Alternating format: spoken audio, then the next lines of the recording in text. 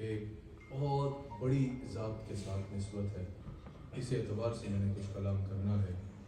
وہ ذات کہ جس کے بارے میں امام احمد رضا خان بریلوی رحمۃ اللہ علیہ نے اپنی محبت نظر کرتے ہوئے کیا خوب کہا کہ تو ہے وہ غوث کہ ہر غوث سے شہدا تیرا، تو ہے وہ غیث کہ ہر غیث سے پیاسا تیرا، وہ کیا مرتبہ ہے غوث بالا تیرا، اونچے اونچوں کے سروں سے قدم آلا تیرا، پورا دبے جس پہ حمایت کا ہو پنجہ تیرا، شیر کو خطر پہ لاتا نہیں کتا تیرا۔ اللہ اکبر۔ تیری سرکار میں ایک اور کلام میں فرمایا کہ تیری سرکار میں یا رسول اللہ آپ کی سرکار میں لاتا ہے رضا اس کو شفیع جو میرا غوث ہے اور لاڈلا بیٹا ہے۔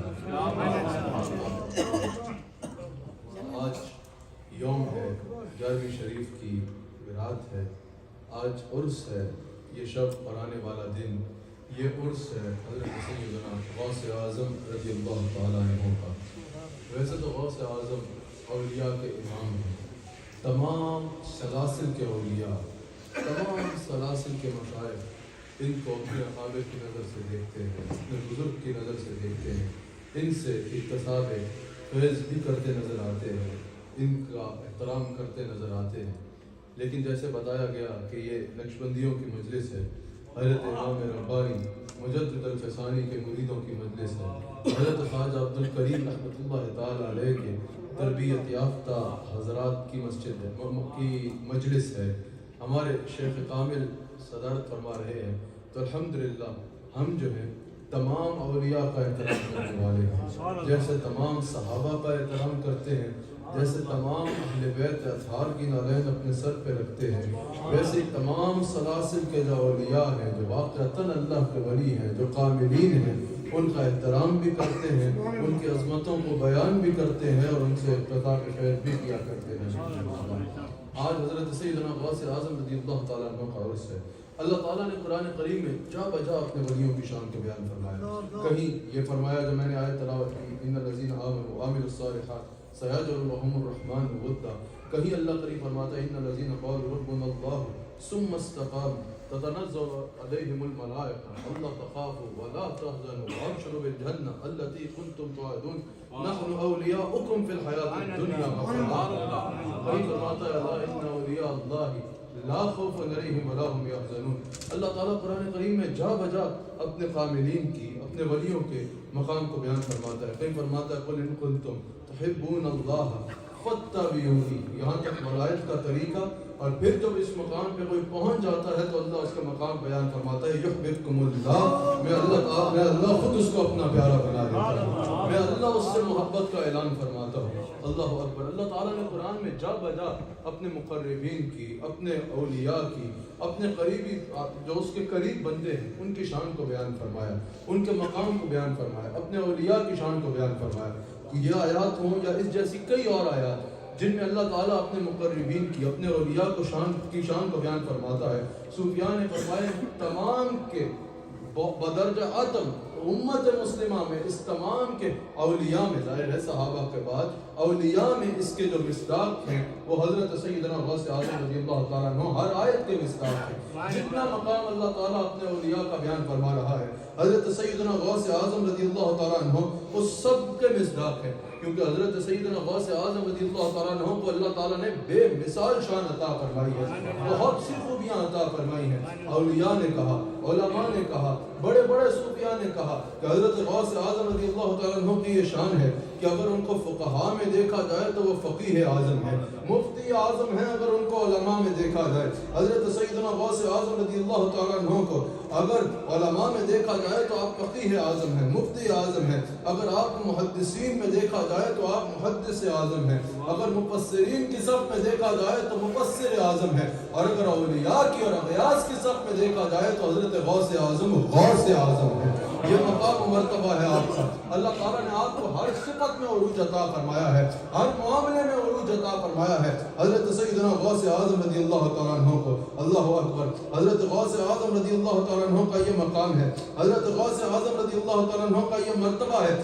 کہ اللہ تعالیٰ نے ان کو ہر صفت میں بے نظیر و بے مثال فرمایا ہے. ہر صفت میں اللہ تعالیٰ نے ان کو عروج بھی عطا فرمایا ہے اور اوج کمال بھی عطا فرمایا ہے. اور ایک اور چیز جو آپ کو بے مثال کرتی ہے وہ یہ ہے کہ آپ کی ولادت سے پہلے بڑے بڑے اولیاء آپ کا ذکر کرتے آئے. حضرت غوث اعظم رضی اللہ تعالیٰ عنہ کی ولادت سے پہلے سے بڑے بڑے حضرات آپ کا ذکر کرتے آئے. حضرت حسن بصری جلیل القدر تابعی ہیں. حضرت حسن بصری کہتے ہیں، حضرت حسن بصری فرماتے ہیں کہ حضور علیہ السلام کے بعد 5ویں صدی میں ایک اللہ کا ولی آئے گا جو حضور علیہ السلام کی آل میں ہوگا، بغداد میں ہوگا، اور وہ اپنے کارناموں سے ایک انقلاب برپا کرے گا. اور حضرت حسن بصری کے بعد حضور علیہ السلام کا ایک جبہ پہنچا.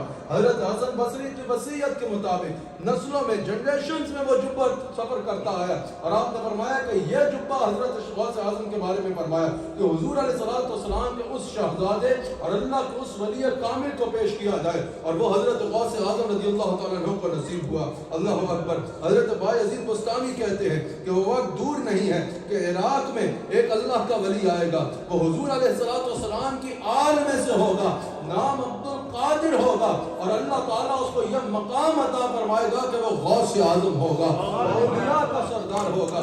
اللہ اکبر. حضرت جنید بغدادی رحمۃ اللہ علیہ نے حضرت غوث اعظم کی ولادت سے پہلے کہا، ولادت سے پہلے بیان کیا کہ میں نے کشف کے ذریعے یہ جانا، میں نے حالت کشف میں اور الہام سے، روحانیت سے اور الہام سے یہ جانا کہ 5ویں صدی میں ایک اللہ کا ولی آئے گا، حضور علیہ السلام کی نسل پاک سے ہوگا، لقب محی الدین ہوگا اور نام عبد القادر ہوگا.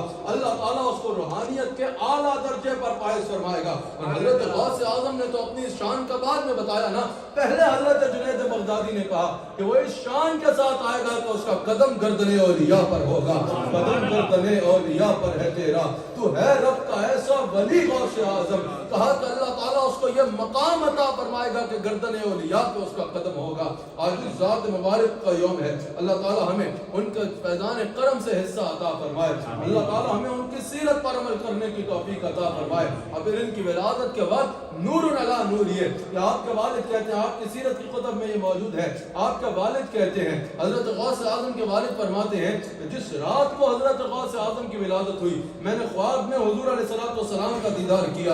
حضور علیہ السلام میرے خواب میں مجھے ارشاد فرماتے ہیں کہ ابو صالح تمہیں مبارک ہو کہ تمہارے گھر میں آج وہ بچہ جنم لے رہا ہے کہ جیسے اللہ نے مجھے صف انبیاء کا امام بنایا ہے، وہ صف اولیاء کا امام ہو رہا ہے. جیسے میں کائنات میں سب سے افضل ہوں، انبیاء میں سب سے گویا کہ بلند رتبہ رکھنے والا ہوں. حضور علیہ السلام نے فرمایا یہ صف اولیاء میں وہ مقام رکھے گا، یعنی صف اولیاء میں سب سے افضل ہوگا. یہ شان ہے حضرت غوث اعظم رضی اللہ تعالیٰ عنہ کی. حضرت غوث اعظم کی ولادت سے قبل ہی ان کی شان ایسے عیاں ہو چکی تھی کہ حضور علیہ السلام خود بشارت دے رہے ہیں، بڑے بڑے صوفیاء اور بڑے بڑے اولیاء بیان کر رہے ہیں کہ یہ حضور علیہ السلام کی نسل پاک کا شہزادہ شیخ عبد القادر جیلانی رحمۃ اللہ علیہ، اللہ تعالیٰ ان کو کیا مرتبہ اور کیا مقام عطا فرمائے گا.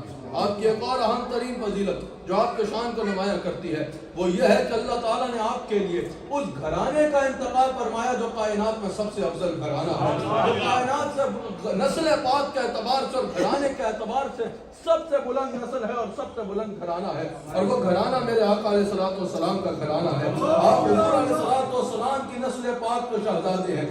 والد آپ نجیب الطرفین سید ہیں. والد کی جانب سے 11 پشتے پیچھے جا کے آپ کا شجرہ نسب جو ہے وہ حضرت امام حسن رضی اللہ تعالیٰ عنہ سے ملتا ہے، اور والدہ کی طرف سے 10 پشتے پیچھے جا کے آپ کا سلسلہ نسب حضرت امام حسین رضی اللہ تعالیٰ عنہ سے ملتا ہے. اللہ اکبر. خود سوچو اگر بنی اسرائیل کے کوئی ولی ہو، کوئی نیک آدمی ہو، ان کی اولاد کا یہ عالم ہے کہ حضرت خضر علیہ السلام اور حضرت موسیٰ علیہ السلام کا سفر کر رہے ہیں. جب ان دو نوجوانوں کے مال کی حفاظت کے لیے حضرت خضر علیہ السلام اور حضرت موسیٰ علیہ السلام دیوار بنا رہے ہیں، جب حضرت موسیٰ علیہ السلام نے حضرت خضر علیہ السلام سے پوچھا کہ ان دو جوانوں کے مال کی حفاظت کے لیے حضرت موسیٰ علیہ السلام اور حضرت خضر جو ہے وہ دیوار قائم کر رہے ہیں، ان کس کی وجہ کیا ہے، ان کا یہ مقام ملا تو ملا کیسے کہ دو نوجوان ہیں، دو جوان ہیں، ان دو لوگوں کے مال کی حفاظت کے لیے اللہ کے نبی ہیں حضرت موسیٰ علیہ السلام اور پھر حضرت خضر علیہ السلام جیسا اللہ کا مقرب وہ دیوار قائم کر رہے ہیں.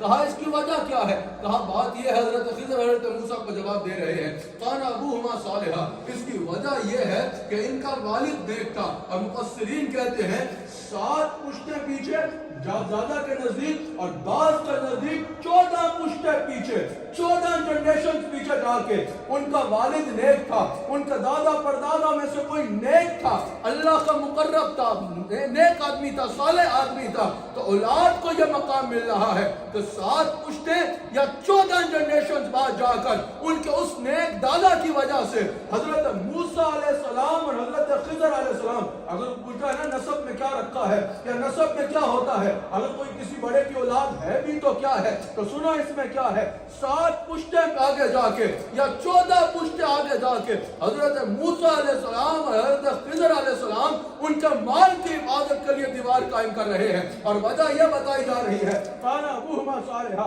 ان کے اجداد میں کوئی نیک آدمی تھا. تو خود سوچو اگر بنی اسرائیل میں کوئی صالح آدمی ہو, کوئی نیک آدمی ہو, تو اس کی اولاد کا یہ عالم ہے کہ 7 پشتیں بعد ان کے مال کی حفاظت کے لیے اس نیک دادے کی وجہ سے حضرت موسیٰ علیہ السلام اور حضرت خضر دیوار قائم کر رہے ہیں. تو خود سوچو جس کے والد بھی ولی, جس کے والدہ بھی ولی, جس کا دادا بھی ولی, جس کا نانا بھی ولی, حسنین کریمین تک مولا کائنات تک اولیاء کی اور پاکیزہ لوگوں کی سب بندی ہوئی ہو. اللہ اکبر. نہ صرف ولی بلکہ جس کے ننیال میں بھی سارے حضور کی نسل پاک کے شہزادے اور جس کے ددیال میں بھی سارے حضور علیہ السلام کی نسل پاک کے شہزادے, جس کے اجداد میں امام علی رضا ہو, امام موسیٰ کاظم ہو, حضرت امام جعفر صادق ہو, حضرت امام باقر ہو, حضرت زین العابدین ہو, حضرت حسن مسنہ ہو, حضرت امام حسن ہو, حضرت امام حسین ہو,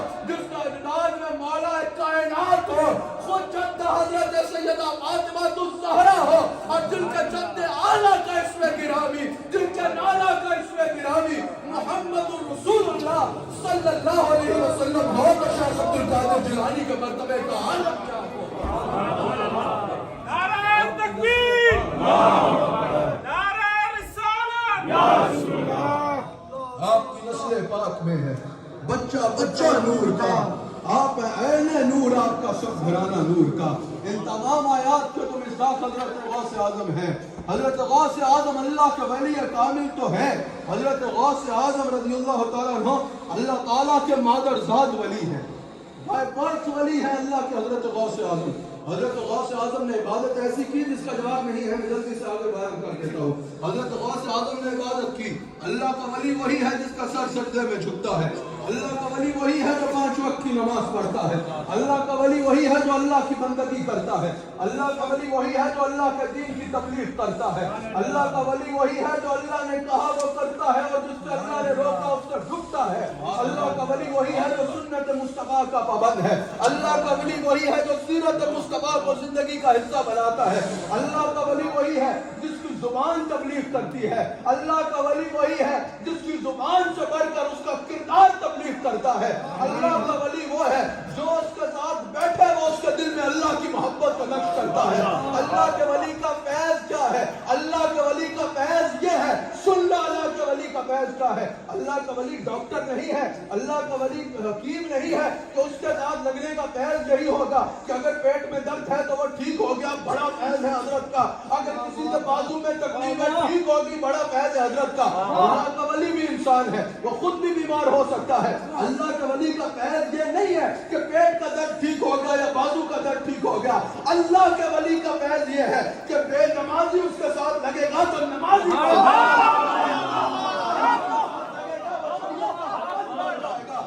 رسول اللہ کی محبت سے خالص سینہ اس کے ساتھ آئے گا, اس کے دل میں رسول اللہ کی محبت بڑھ جائے گی. اگر کوئی نمازی اس کے ساتھ لگے گا تو اس کی نماز کا جواب معاف ہو جائے گی. سال کے جواب میں بخاری میں موجود ہے, حضور نے ارشاد فرمایا کہ جب وہ نماز پڑھے گا اس کے بیرت میں چلا جائے گا کہ وہ اللہ کو دے گا.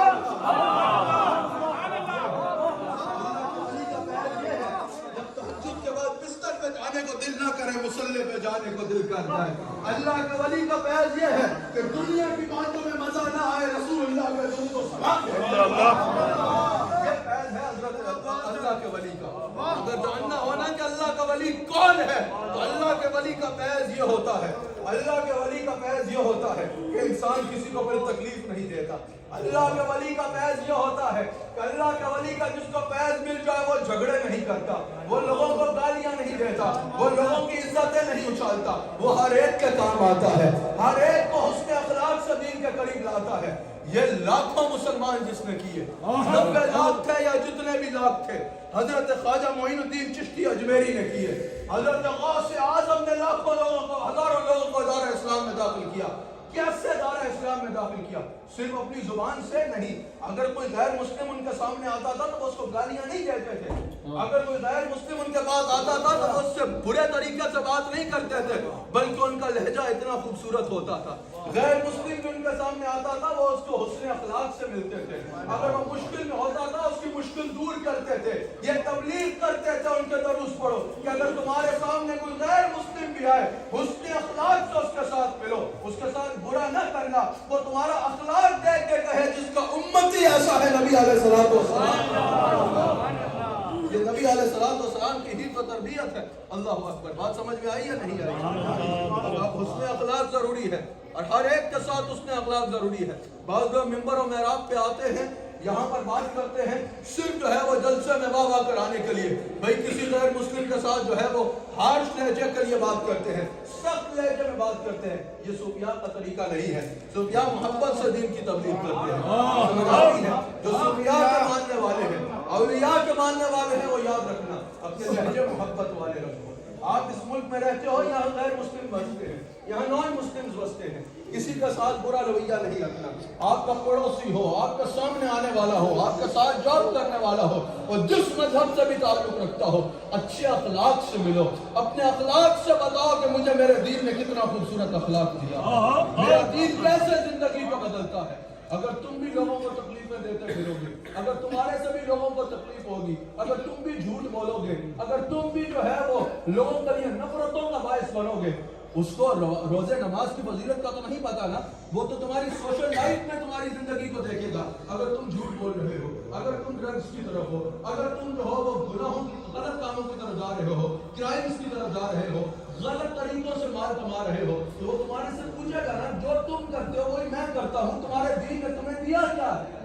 سمجھ آئی ہے؟ تمہیں اپنا کردار اچھا کرنا ہوگا. حضرت بہاؤالدین زکریا جب کسی شاگرد جب پڑھ لیتا تھا نا ان کے پاس جب وہ اس کو روانہ کرتے تھے, کہتے تھے یاد رکھنا تمہاری زبان سے زیادہ تمہارا کردار تبلیغ کرے گا. تم اپنا کردار اچھا کرو, کبھی جھوٹ نہ بولو, کبھی کسی کو تکلیف نہ دو, کبھی کسی کی غیبت نہ کرو, کبھی برائی میں نہ جاؤ, کبھی کرائم میں نہ جاؤ, ایک اچھے پیسفل سٹیزن بن کے رہو. پھر جب کوئی کسی کو تم اسلام کے بارے میں بتاؤ گے تو تمہاری بات کو غور سے سنے گا, وہ کہے گا کہ اس کے دین نے اس کو اتنی پاکیزہ زندگی دی. بات سمجھ میں آئی ہے نہیں آئی؟ تو یہ سب کچھ ضروری ہے. لیکن حضرت غوث اعظم کو جو مقام ملا نا وہ فقط عبادت کی وجہ سے نہیں ملا. حضرت غوث اعظم رضی اللہ تعالیٰ عنہ اللہ کے مادرزاد بنی ہے. آپ کی والدہ فرماتی ہیں کہ یکم رمضان کو آپ کی ولادت ہوئی, لیکن حضرت غوث اعظم نے پورا رمضان کا مہینہ فجر سے لے کے مغرب کے وقت دودھ نہ پیا. مادرزاد ولی ہے. یہ مقام ہے حضرت سیدنا غوث اعظم رضی اللہ تعالیٰ عنہ کا. حضرت سیدنا غوث اعظم رضی اللہ تعالیٰ عنہ آپ کی سیرت کی پتہ میں موجود ہے. جب آپ کی عمر کچھ بڑھی نا, بچپنے میں ہی آپ جب مکتب گئے, مدرسے گئے قرآن پڑھنے کے لیے, تو قاری قرآن پڑھتا تو آپ آگے سے تلاوت فرما دیا کرتے. 15 سپارے زبانی یاد ہے. استاد نے پوچھا کہ آپ پہلے کسی مدرسے گئے ہیں, کس مدرسے گئے ہیں, اتنی اچھی منزل ہے پہلے 15 سپاروں کی, کہاں سے پڑھا؟ آپ نے کہا میں پہلی بار مدرسے آیا ہوں. اس نے کہا پھر آپ کو یہ 15 سپارے کیسے یاد ہوئے؟ کہا جب میں اپنے ماں کی پیٹ میں تھا میری ماں تلاوت کیا کرتی تھی اور میں اسے یاد کیا کرتا تھا. یہ مقام ہے حضرت سیدنا غوث اعظم رضی اللہ تعالیٰ عنہ کا. یہ تو آپ کا مقام ہے. میں نے تھوڑی دیر کلام کرنا ہے, بس تھوڑی دیر اور مجھے آپ کی بھرپور توجہ درکار ہے.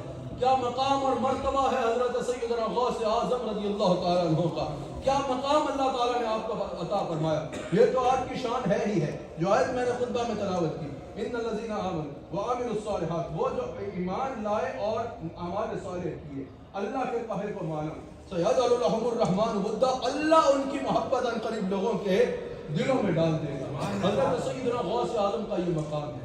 ان الذین آمنوا، جب اللہ تعالیٰ نے اپنی اولیاء کی جہاں شان بیان کی وہاں پہچان بھی بیان کی. ہم نے ولی کو پہچاننے کا اپنا من پسند طریقے بنا رکھے ہیں کہ ولی تب ہے جب ہماری دکان میں 100 کی کمائی ہوتی ہے، حضرت والا کے ہاتھ میں بیعت کریں گے، آٹومیٹکلی جب کمائی 200 ہو گئی نا تو پتہ چل جائے گا یہ اللہ کا کامل ولی ہے. تو بھائی آپ کو یہ حق نہیں ہے کہ آپ بتائیں کہ اللہ کے ولی کا معیار کیا ہے.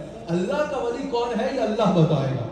الا ان اولیاء اللہ لا خوف علیہم ولا هم يحزنون. جب شان بیان کی ساتھ ہی پہچان بیان کرے الذین آمنوا وکانوا یتقون، یہ کامل ایمان اور کامل تقوی والے ہوتے ہیں. لہم البشریٰ فی الحیات الدنیا و فی الآخرہ، ان کے لیے اللہ تعالیٰ نے پھر دنیا میں بھی خوشخبریاں رکھی ہیں اور آخرت میں بھی خوشخبریاں رکھی ہیں. لا تبدیل لکلمات اللہ ذالک هو الفوز العظیم. اور اللہ جو کہتے ہیں اس میں کوئی تبدیلی نہیں ہوتی. یہی وہ لوگ ہیں جو کامیاب لوگ ہیں، جو اللہ تعالیٰ نے جن کو عظیم مرتبہ اور عظیم کامیابی عطا کی. اللہ تعالیٰ نے اپنے ولیوں کی پہچان کیا بتائی کہ یہ کامل ایمان والے ہوتے ہیں. صرف زبان سے نہیں کہتے ہمارا رب اللہ ہے، پھر عمل سے بھی یہ ثابت کرتے ہیں کہ پالنے والا رب اللہ کو مانتے ہیں. سمجھ آئی؟ صرف زبان سے نہیں کہتے کہ ہمارا رب اللہ ہے، پھر مشکل میں اللہ کا دروازہ چھوڑتے نہیں. جب کہہ رہے ہو رب اللہ ہے، پالنے والا اللہ ہے، تو پھر اگر مشکل آئے گی تو کسی اور دروازے پہ نہیں جانا، اللہ کے دروازے پہ جانا ہے. اگر شکر گزار ہوتے ہیں تو اولاً اللہ کے ہوتے ہیں. مشکل میں اللہ کا دروازہ پکڑتے ہیں رسول اللہ علیہ السلام کے وسیلے سے. اللہ کو حقیقتاً اپنا رب مانتے ہیں، حقیقتاً یہ ذہن میں رکھتے ہیں کہ وہی ہمارا رب ہے. اللہ اکبر. اور پھر وہ کامل تقوی والے ہوتے ہیں. اللہ کا ولی وہ ہوتا ہے جو کامل تقوی والا ہوتا ہے. تقوی میں نے پہلے بھی مجالس میں بیان کیا. تقوی یہ ہے کہ جہاں اللہ نے انسان کو حاضر ہونے کا حکم دیا وہاں سے اللہ انسان کو غیر حاضر نہ پائے. یعنی جہاں اللہ نے انسان کو جانے کا حکم کیا کبھی یہ نہ ہو کہ اللہ دیکھے کہ انسان وہاں پر پہنچا نہیں، اور جہاں سے اللہ تعالیٰ نے انسان کو رک جانے کا حکم دیا وہاں کبھی اللہ انسان کو جاتا نہ دیکھے. سمجھ آ رہی ہے؟ یہ تقوی ہے. یہ کرنے والا اللہ کا ولی ہے. اللہ کا ولی ہونے کے لیے اور ایک اور بات سن لیجیے. شاید مشائخ میں بھی یقیناً بیان ہوتا ہے، جو بڑے مشائخ ہیں وہ یقیناً یہ بیان کرتے ہیں، لیکن یہ آپ کو بتانا ضروری ہے. اللہ کا ولی ہونے کے لیے ولی کا بیٹا ہونا ضروری نہیں ہے. اللہ کا ولی ہونے کے لیے کسی خانقاہ کا گدی نشین ہونا ضروری نہیں ہے. اللہ کا ولی ہونے کے لیے کوئی بہت بڑی جگہ سے خلافت ملنا ضروری نہیں ہے کہ پہلے بیچارہ کچھ بھی نہیں تھا، خلافت ملی تو ولی کامل بن گیا. اللہ کا ولی بننے کے لیے صاحب استقامت ہونا ضروری ہے. اللہ کا ولی ہونے کے لیے صاحب کرامت ہونا بھی ضروری نہیں ہے. بعض لوگ کہتے ہیں جو صاحب کرامت ہے وہی ولی ہے. مجھے بتاؤ کیا سارے صحابہ اللہ کے ولی ہیں یا نہیں ہیں؟ کیا سارے صحابہ ولایت کے اعلیٰ مقام پہ فائز ہیں یا نہیں ہیں؟ ساری امت کے ولیوں کو اکٹھا کر لو تو ایک صحابی کے قدموں کے برابر بھی نہیں ہو سکتے. لیکن تمام صحابہ سے تو کرامت کا ظہور نہیں ہوا. تمام صحابہ سے کیا کرامت کا ظہور ہوا؟ نہیں ہوا. تو کیا جن سے کرامت کا ظہور نہیں ہوا وہ ولایت پہ نہیں تھے؟ صاحب استقامت ہونا ضروری ہے، صاحب کرامت ہونا ضروری نہیں ہے. سمجھ آ رہی ہے؟ استقامت یہ ہے کہ اس بات کو مضبوطی سے تھام لینا کہ میرا رب اللہ ہے. ان الذین قالوا ربنا اللہ ثم استقاموا. سمجھ آئی کہ کہو کہ میرا رب اللہ ہے اور اس پر استقامت اختیار کر لو. پھر حالات جیسے بھی ہو اللہ کا دروازہ چھوڑنا نہیں، اللہ کو سجدہ کرنا چھوڑنا نہیں، اللہ کی بات کو ماننا چھوڑنا نہیں. اور اللہ کی عبادت میں بار بار کہتا ہوں جہاں اللہ کی عبادت میں حقوق اللہ شامل ہے وہیں حقوق العباد شامل ہے. اس میں بھی استقامت کے جب کسی کو مشکل میں دیکھو اس کی مدد کرو، جب کسی کو تکلیف میں دیکھو اس کی مدد کرو، کسی کو تکلیف نہ دو، کسی کے لیے دکھ کا باعث نہ بنو. اللہ کے بندوں کو خوش کرو، انسانوں کو خوش کرو تاکہ وہ تم سے خوش ہو. تم اگر چاہتے ہو اللہ تمہاری مشکلیں دور کرے تو تم لوگوں کی مشکلیں دور کرنا شروع کر دو. اگر تم چاہتے ہو اللہ تم سے محبت کرے تم لوگوں سے محبت کرنا شروع کر دو. اگر تم چاہتے ہو اللہ تمہیں عطا کرے تمہارے پاس جو ہے تم لوگوں کو عطا کرنا شروع کر دو. اگر تم چاہتے ہو اللہ تمہارے گناہوں پہ پردہ رکھے تم لوگوں کے گناہوں پہ پردے رکھنا شروع کر دو. اگر تم چاہتے ہو کہ اللہ تم پہ راضی ہو جائے تم غریبوں کی مدد کر کے، مشکل زدہ لوگوں کی مشکلوں کو دور کر کے، کسی کو بھی تکلیف میں دیکھو اس کی تکلیف کو دور کرو، اللہ تمہاری مشکلیں دور کرتا چلا جائے. اللہ تمہاری مشکلیں دور فرما دے. اللہ اکبر. صاحب استقامت ہونا ضروری ہے. اللہ حضرت ابو سعید سے کسی نے کہا نا حضرت ایک بندہ بہت بڑا ولی ہے. کہا کیا کرتا ہے؟ کہا پانی پہ چلتا ہے. آپ نے فرمایا وہ تو بطخ بھی چلتی ہے. کہا کہ ایک بہت بڑا ولی ہے. کہا کیا کرتا ہے؟ کہا ہوا میں اڑتا ہے. آپ نے کہا وہ تو مکھی بھی اڑتی ہے. کہا حضرت ایک بہت بڑا ولی ہے, اس کی بات سنیں. کہا کیا کرتا ہے؟ یہ کرامت کا مذاق نہیں اڑایا جا رہا, یہ بتایا جا رہا ہے اگر صرف یہی ولایت کی نشانی ہوتی تو یہ سب چیزیں تو کوئی ایسی تو نہیں ہے جو کسی نے نہ کی ہو. سمجھ آ گئی؟ کہا حضرت پھر ولی کون ہے؟ کہا ولی وہ ہے جو مخلوق میں رہے, اپنا دل بھی اللہ سے لگا کے رکھے, اور جو اس کے ساتھ بیٹھے وہ اس کا دل بھی اللہ. اور استقامت فوق الکرامت, استقامت جو ہے وہ کرامت سے بڑھ کے درجہ ہے. سمجھ آئی یا نہیں آئی؟ اللہ اکبر. غور سے میری آخری بات سن لیجیے. حضرت غوث اعظم رضی اللہ تعالیٰ عنہ اس منزل پر بھی فائز. حضرت غوث اعظم اس انداز میں اس منزل پہ فائز. آج جس طرح علامہ صاحب نے گفتگو میں اشارہ کیا نا, اگر حضرت غوث اعظم کی زندگی کو دیکھا جائے, آج اگر حضرت نے کہا نا کہ تسبیح پڑھے, اور وہ جو کہا کہ برحمتک یا ارحم الراحمین, ان کا اپنا انداز ہوتا ہے اور بڑا حسین انداز ہوتا ہے, اور اس میں بڑی بڑی باتیں کر جاتے ہیں, لوگ سمجھ رہے ہوتے ہیں. اس میں حضرت غوث اعظم کی زندگی کو دیکھ, حضرت غوث اعظم عبادت کر رہے ہیں. یہ اولیاء کی زندگی صرف سن کے ماشاءاللہ کیا بات تھی غوث اعظم کی, اس لیے نہیں ہے. حضرت اولیاء کی زندگی ہو یا بالخصوص حضور علیہ السلام کی زندگی ہو, اہل بیت اطہار اور صحابہ اکرام کی زندگی کے واقعات ہوں, یہ سن کے واہ واہ کرنے کے لیے ہی نہیں ہے, بلکہ سن کے زندگی کا حصہ بنانے کے لیے. حضرت غوث اعظم رضی اللہ تعالیٰ جنگل میں عبادت کر رہے ہیں. اچانک ایک روشنی ہوتی ہے اور کہا جاتا ہے عبد القادر ہم نے تمہاری ساری عبادتوں کو قبول کر لیا, اب جو ہے تمہیں کوئی عمل کرنے کی ضرورت نہیں. اگر آج کی کسی بندے کو ایسی آواز آ جائے عام آدمی کو, تو وہ تو 1.5 فٹ کی چھلانگ مارے اور اپنی کرامت پر فوراً جو ہے وہ سوشل میڈیا پر اتر آئے اور اپنے قصیدے کہنا شروع کر دے کہ بھئی رات کو مجھے ایسا الہام ہوا ہے. حضرت غوث اعظم نے کہا اعوذ باللہ من الشیطان الرجیم, شیطان میں تجھے پہچان گیا ہوں. جب میرے نبی علیہ الصلوۃ والسلام نے, صحابہ اکرام نے, اہل بیت اطہار بڑے میرے آبا نے جب ساری زندگی عمل نہیں چھوڑا, تو عبد القادر کون ہوتا ہے جو اسے کہا جائے عمل کرنا چھوڑا؟ پھر شیطان نے دوسرا وار کیا. عبادت کا تکبر بڑا خطرناک ہوتا ہے, علم کا تکبر, عبادت کا تکبر. امام غزالی نے جو 7 اسباب لکھے ہیں نا کہ جو تکبر کے ہوتے ہیں, کہا علم کا تکبر انسان کو مروا دیتا ہے. عبادت کا تکبر, شیطان بھی کس تکبر میں مارا گیا, اس کو عبادت کا ہی تکبر تھا نا. اللہ اکبر, کہ اس نے یہ تو نہیں کہا کہ میں اللہ کو سجدہ نہیں کرتا, تو بجائے اللہ کو تو اس نے بہت سجدہ کیے ہوئے تھے, اس کا تکبر تھا, اس کو عبادت کا تکبر تھا. پھر حضرت آدم علیہ السلام کے آگے اس نے جھکنے سے انکار کر دیا. اللہ اکبر. حضرت غوث اعظم پر اس نے دوسرا وار کیا, وہ اپنی اصل شکل میں سامنے آ گیا اور اس نے کہا کہ عبد القادر تمہارے علم نے آج تمہیں بچا لیا. حضرت غوث اعظم نے کہا دوسرا وار کرتا ہے